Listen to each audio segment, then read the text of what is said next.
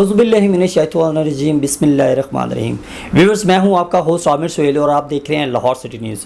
इस वक्त हम मौजूद है बसरा ट्रेडर्स वाल्टन रोड पे। हमारे साथ इस वक्त मौजूद हैं चीफ एग्जेक्टिव मोहम्मद अली बसरा साहब। इनसे बात करते हैं जो हालिया चंद दिन हमारे भारत के साथ पाकिस्तान की कशीदगी जारी है, जो भारत अपनी जारियत पर उतरा हुआ है और जंग पाकिस्तान पर मुसल्लत करना चाहता है, उस हवाले से बात करते हैं कि पाकिस्तान ने मुंह तोड़ जवाब दिया भारत को और पूरी दुनिया को पाकिस्तानी अफवाज का और पाकिस्तानियों का पता चल गया कि एक बहादुर कौम है जो अपने मुल्क के ऊपर या मुल्क अपनी आवाम के ऊपर आँच नहीं आने देते। इनसे बात करेंगे क्या कहते हैं आज के इस प्रोग्राम में। सर अस्सलाम वालेकुम जी। वालेकुम अस्सलाम जी। बसरा साहब, क्या कहेंगे इस वक्त जो मौजूदा हालात हैं उन हवाले से? मौजूदा हालात इस वक्त अगर आप उनकी बात करें तो मेरा ख्याल है कि शायद इस वक्त जो एक टेंस सूरत हाल और एक तज़ब्ज़ुब का शिकार थी अवाम, वो बड़े अच्छे तरीके से रह रही है और बहुत सुकून में रह रहे हैं। और हमारी फ़ौज ने, हमारी आर्मी ने ना सिर्फ लोकली लोगों को ये बताया है कि वो सेफ़ हैंड्स के अंदर हैं, बल्कि उन्होंने सारी दुनिया को बताया कि हमारी तरफ बढ़ने से पहले, हमारे ऊपर कोई हमला करने से पहले और हमारी तरफ मैली आंख से देखने से पहले एक दफ़ा फिर दोबारा सोच लें। तो मुझे तो लगता है कि शायद ओवरऑल इस सिचुएशन से हमारी जो पोजीशन है ना सिर्फ मुल्क में लोगों की, अवाम की, बल्कि इस पूरी की पूरी टेरिटरी में बिल्कुल ऑल टुगेदर चेंज हो गई हुई है। When ever he will have any bad intentions for us. तो और ये सारा का सारा जो क्रेडिट है ऑफ कोर्स नो डाउट हमारी आर्मी को जाता है, जिन्होंने बड़ी ही जवामर्दी के साथ और बड़े अच्छे तरीके के साथ और बहादुरी के साथ लड़ा। और वैसे भी फ़ौजी सर जो है ना, वो सिर्फ़ और सिर्फ अपने हथियारों से नहीं लड़ता, वो अपने जज्बे से लड़ता है, वो उस क़ुव्वत से लड़ता है, वो उस क़ुव्वत ईमानी से लड़ता है जो मुसलमान होने के नाते उसकी तरफ होनी चाहिए। और यही जो चीज़ है वो काफिरों के दिल में मुसलमानों का खौफ डाल देती है। तो हमारी फ़ौज जो है, इसमें किसी को कोई शक और शुबा नहीं रहना चाहिए कि कोई आएगा, मुंह उठाएगा और आके जो है हमला करेगा और वैसे ही चला जाएगा। तो हम लोग बड़े मजबूत और बड़े सेफ़ सूरत हाल के अंदर हैं और ये सारा कुछ इस साने से ही मुमकिन हुआ।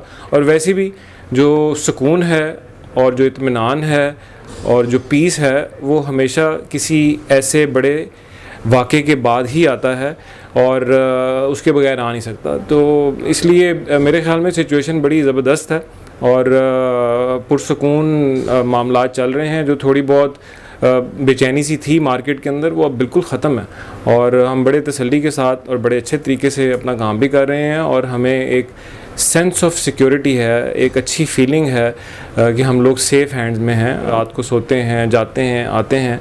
वैसे बाय द वे जब ये मामला चल भी रहा था, इवन उस सूरत हाल में भी हम लोग बड़े पुरसुकून थे। मतलब ये हमारे तो खैर कैंट में पास ही CBD भी है, यहाँ पे भी धमाके हुए, यहाँ पे भी ड्रोन आए, लेकिन हम सुबह आ रहे थे, शाम को जा रहे थे, क्योंकि हमें पता था कि हम लोग जिन लोगों के हाथ में हैं वो मज़बूत हैं, फौलादी हैं।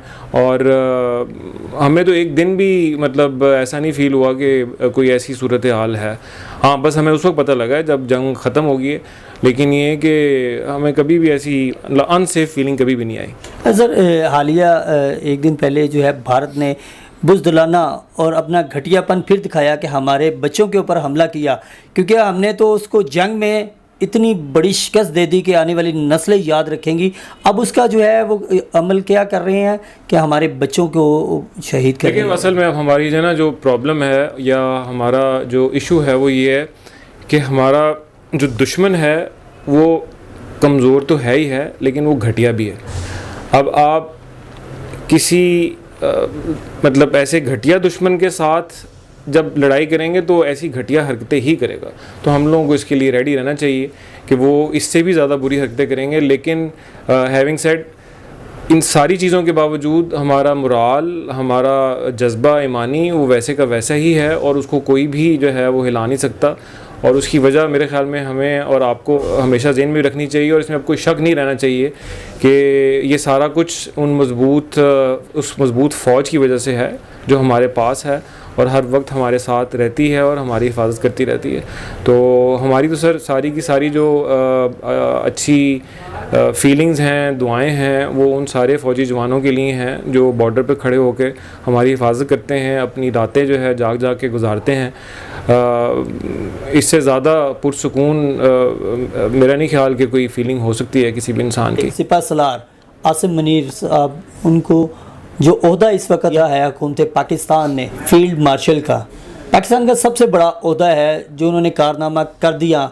हिंदुस्तान आने वाले 200 साल तक ये याद रखेगा कि कोई जनरल आसिम मुनीर भी पाकिस्तान में जनरल था जिसने हिंदुस्तान की पूरी जो है वो तहें हिला दी। उस हवाले से क्या देखिए, मेरा ये ख्याल है कि Pakistan have got this opportunity second time. The first opportunity was when we got it at Ayub Khan दौर, और जब उनको जो है फील्ड मार्शल बनाया गया था और उनको 10 साल आपको पता है वो 10 ईयर्स डेकेड भी बनाया गया था, जिसके अंदर उन्होंने बाकायदा मतलब एक पूरे का पूरा रोड मैप दिखाया था कि हमने पिछले 10 सालों में कितनी तरक्की की।